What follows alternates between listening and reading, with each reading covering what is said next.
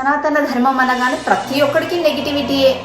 అసలు దాంట్లో ఏముంది, ఏమైనా తెలుసుకునే ప్రయత్నం చేద్దాం డీప్గా అని ఎవడో ఆలోచించట్లేదు. ఎవడో ఒకడు వచ్చి ఓ స్టేట్మెంట్ పాస్ చేస్తాడు, సనాతన ధర్మం నిర్మూలిద్దాం అని. మనం గొర్రెల్లాగా చప్పట్లు కొడతాం, వా సూపర్, ఇలా చేయాల్సిందే. మరి నువ్వు జీవితంలో ఏమేమి అప్లై చేసేటివి ఉన్నాయి సనాతన ధర్మంలో, అవన్నీ వదిలేస్తావా? అవన్నీ చేయవా? చేయకపోతే దేశం ఇట్లనే ఉంటుందా? భారతదేశం అని ప్రపంచ దేశాలన్నీ చేతులెత్తి మొక్కుతున్నాయి కదా, అది అలాగే ఉంటది అనుకుంటున్నారా? అవును, హిందువుల్లో ఒక యూనిటీ ఎందుకు ఉండదో నాకు అర్థం కాదు. ప్రతిరోజు తన ఖురాన్ చదువుతాడు, క్రిస్టియన్ ప్రతిరోజు తన బైబిల్ చదువుతాడు, కానీ హిందువులం మాత్రము మన భగవద్గీతని కనీసం ముట్టుకోకుండా చచ్చిపోయిన వాళ్ళు ఎంతమందో ఉంటారు. ఎందుకు అలా అవుతుంది? ఒక గొప్ప జ్ఞానం ఉన్న భగవద్గీతని ఎందుకు కనీసం ముట్టుకోవట్లేదు, కనీసం పిల్లలకి చెప్పే ప్రయత్నాలు చేయట్లేదు? విదేశీయులేమో మన భగవద్గీతలో ఉన్న శ్లోకాలన్నీ పిల్లలకు నేర్పిస్తారు, ఆ పిల్లలు చక్కగా చెప్తారు. మన పిల్లలకైతే అసలు ఆ భగవద్గీత అంటేనే కూడా తెలియదు. ఎందుకు ఇలా పెంచుతున్నాం మనం పిల్లల్ని? ఏది తెలియకుండా ఎందుకు ఇలా ఉన్నాం? ఇప్పుడు సనాతన ధర్మం గురించి మాట్లాడే వాళ్ళు చాలా మంది ఉన్నారు కదా, దాని గురించి అది కాదు ఇది ఇలా అని చెప్పడానికి మీకు నాలెడ్జ్ ఎక్కడుంది? భగవద్గీత గురించి, శ్రీకృష్ణ పరమాత్మ గురించి, రాముడు గురించి ఒక్కొక్కడు ఒక్కొక్క రకంగా కామెంట్స్ చేస్తూ ఉంటాడు. వాళ్ళకి సమాధానం ఇవ్వాలంటే నీ దగ్గర తెలివి ఉండాలి కదా, నువ్వు చదువుకోవాలి కదా. పిల్లలకు ఆ జ్ఞానం వద్దు, కేవలం టెక్స్ట్ బుక్ ఒకటి చదివితే చాలు, వాడు ఏదో ఒక వాడికి జాబ్ వస్తే చాలు, వాడికి ప్రైవేట్ జాబ్ వచ్చినా సరే, అంతే చాలు. మనకి ఇంకే తెలివిలు వద్దు, అసలు దేవుడు వద్దు, ఏమి వద్దు, ఇట్లనే ఉందాం, ఇంతే కదా. చచ్చిపోయేటప్పుడు భగవద్గీతని అక్కడ వేస్తారు. భవిష్యత్ తరాలు ఏమనుకుంటాయి? చచ్చిపోయినప్పుడు మాత్రమే వేసే పాట అనుకుంటాయి.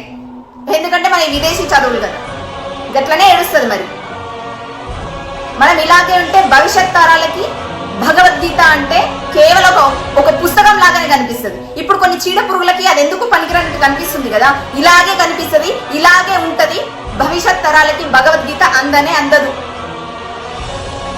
మనం ఏదైనా మంచి పని చేయాలి, మన భవిష్యత్ తరాలకి అది అందించాలంటే ఇప్పటి నుంచే మన పిల్లలకి చెప్పడం అలవాటు చేసుకోవాలి.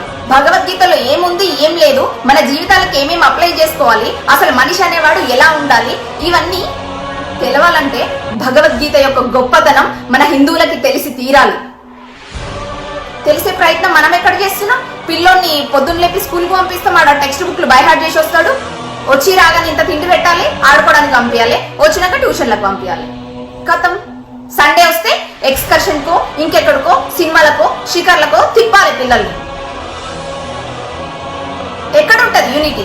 ఎక్కడుంటది? మన పురాణాల గురించి మనం తెలుసుకొని నలుగురికి మంచి చెప్పే పద్ధతి ఎక్కడొస్తుంది? ఎక్కడ? ఏం చేస్తాం?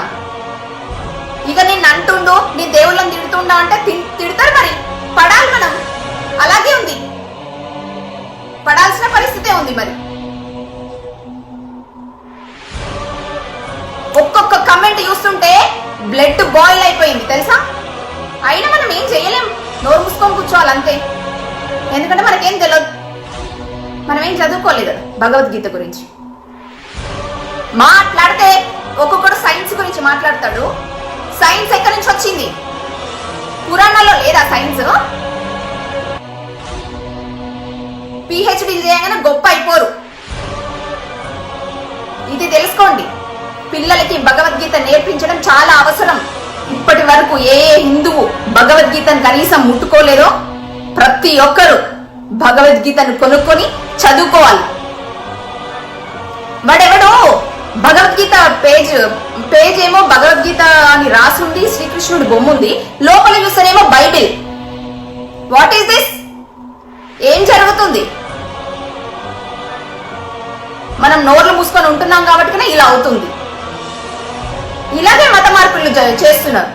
అన్నిటికీ నోరు మూసుకొని కూర్చుంటున్నాం మనం అంతే, ఇంకేం చేయలేము. ఏం చేయలేనప్పుడు ఇంకొకటి అన్నప్పుడు పడాలి, రేషన్ రావద్దు మనకి. ఓ ఆడపిల్ల వచ్చి ముందుకొచ్చి మాట్లాడుతుంటే ఎంకరేజ్ చేసే వాళ్ళు కూడా తక్కువ ఉంటారు. అది మన సమాజం.